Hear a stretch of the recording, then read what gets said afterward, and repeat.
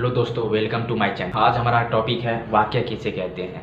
अगर आपने अलंकार एवं वाच्य के बारे में जानना चाहते हैं तो मेरा पिछले का वीडियो बना है, वहाँ पे आप जाके देख सकते हैं। तो टॉपिक पे वापस आते हैं। तो हमारा आज पढ़ेंगे वाक्य क्या होता है। सार्थक पदों एवं शब्दों के समूह को वाक्य कहते हैं। सार्थक पदों एवं शब्दों के समूह को वाक्य कहते हैं। अगर सारे शब्द को एक साथ समूह बना दिया जाए तो वो वाक्य कहलाएंगे।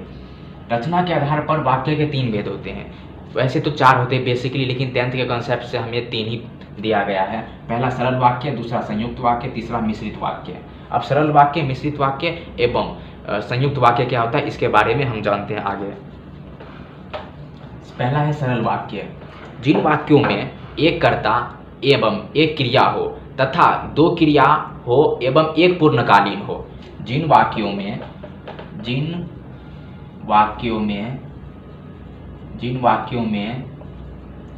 एक क्रिया और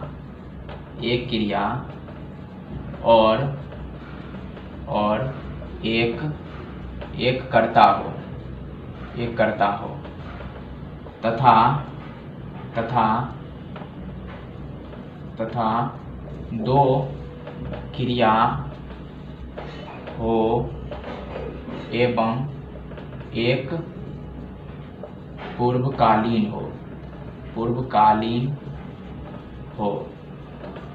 जिन वाक्यों में 2 क्रिया हो, एक क्रिया पूर्वकालीन हो तथा जिन वाक्यों में एक क्रिया एवं एक कर्ता हो, उसे हम सरल वाक्य कहते हैं। उदाहरण ले लेते हैं हम। उदाहरण में राम पढ़ता है।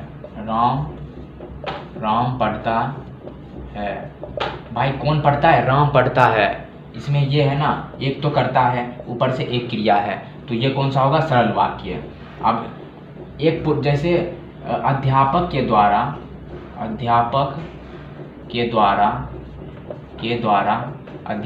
द्वारा कहानी सुनाकर बच्चों को लिखने को कहा।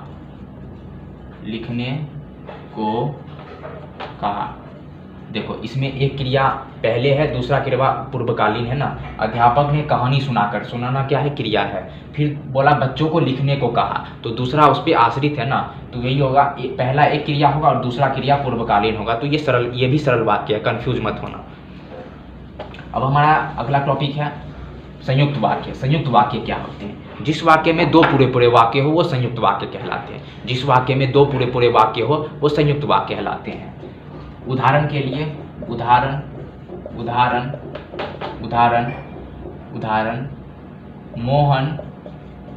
मोहन पढ़ता है और श्याम सो रहा है। संयुक्त वाक्य में किंतु, परंतु, जैसे इस तरह के वर्ड आए तो समझ जाना वो संयुक्त वाक्य है। मोहन पढ़ता है और देखो और आ गया ना, ये दोनों वर्ड को जोड़ रहा है, तो ये कौन सा होगा? संयुक्त वाक्य। अब हम चलते हैं मिश्रित वाक्य। मिश्रित वाक्य क्या कहते हैं, किसे कहते हैं? मिश्रित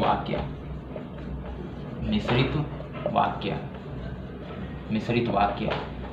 इन वाक्यों में एक उपवाक्य होता है एवं दूसरा उपवाक्य उस पर आश्रित होता है। जिन वाक्यों में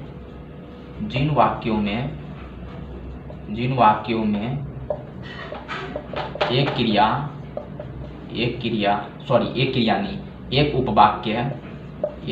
उपवाक्य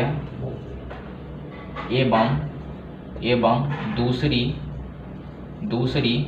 उपवाक्य आश्रित हो।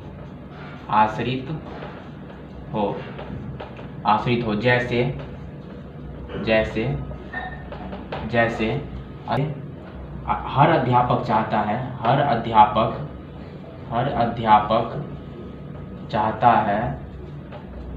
है कि उसका छात्र प्रथम आए।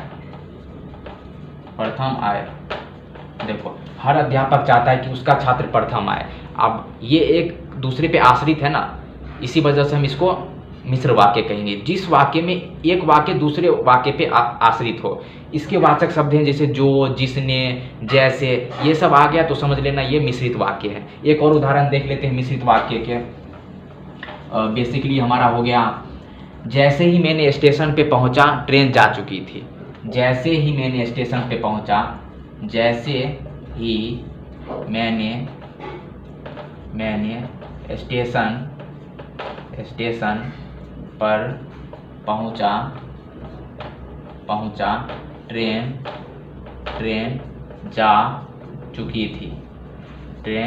जा चुकी थी। देखो, इस पे एक दूसरे पे आश्रित है ना, जैसे ही मैंने स्टेशन पहुंचा चुकी थी। देखो, जिन वाक्यों में एक उपवाक्य एवं दूसरी उपवाक्य एक दूसरे पे आश्रित हो, जैसे ऑप्शन है मैंने स्टेशन पर पहुंचा ट्रेन जा चुकी थी, मतलब स्टेशन पर पहुंचने से पहले ही ट्रेन जा चुकी थी, तो ये डायरेक्ट मिश्रित वाक्य है। अगर आई होप आप लोग ने समझ गए होंगे। अगर कुछ डाउट है तो फिर कमेंट में बताएं, मैं उसको सुधारने की कोशिश करूंगा। चैनल को लाइक कर दे एंड सब्सक्राइब कर दे। Thank you.